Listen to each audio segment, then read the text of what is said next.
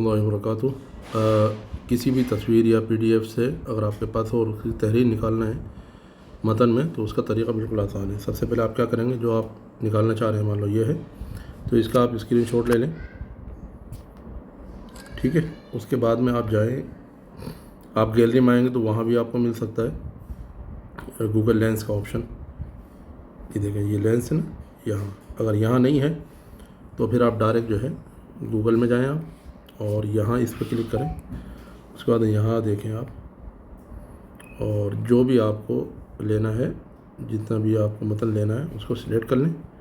और करने के बाद में यहाँ देखें ये आ गया। अब इसको यहाँ सिलेक्ट करके कॉपी कर सकते हैं। ये मैंने कॉपी किया और